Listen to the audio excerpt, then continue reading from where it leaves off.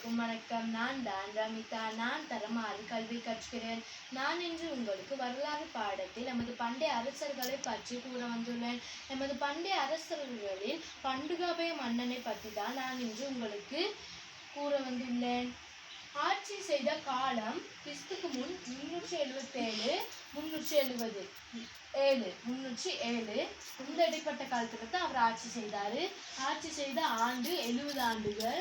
தந்தையின் பேர் தீகாமினி, தாயிட பேர் உன்னத சித்ரா, மனைவிட பேர் சுவர்ணபாலி, குருட பேர் பண்டுவ பிரமாணம்.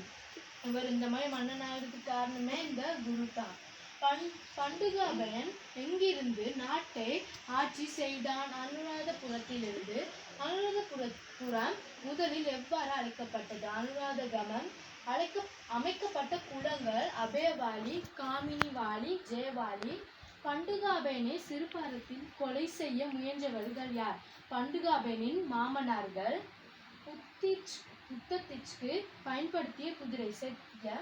பண்டுகாபயன் சிறு பாயத்திலிருந்து எதிர்கொண்ட துன்பங்களை எவ்வாறு வெற்றி கொண்டான்? தனது புத்திசாலித்தனத்தால் வெற்றி கொண்டான். அவரோட மாமனார் இவரை கொலை செய்யும் போது அவர் எப்படி வெற்றி கொண்டார்னா அவரோட புத்திசாலித்தனத்தால அவர் வெற்றி கொண்டாரு.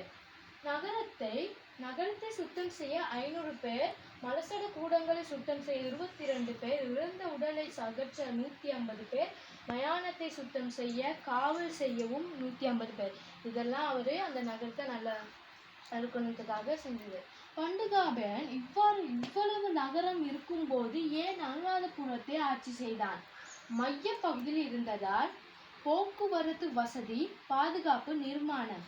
ஏன் அவர் இவ்வளவு நகரம் இருக்கும்போது அனுராதபுரத்தை எடுத்தாருன்னா மைய பகுதியில் இருந்துச்சால போக்குவரத்து வசதி என்ன இருந்துச்சு, பாதுகாப்பு இருந்துச்சு, நிர்மாணம் இருந்தது.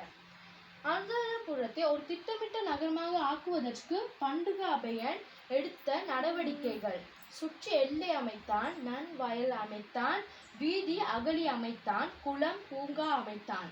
பண்டுகாபயனின் மாமனார் பெயர் இஸ்ஸா, இத்திய, அசேல, ராம, விபித்த, மத்தகல, மத்திச.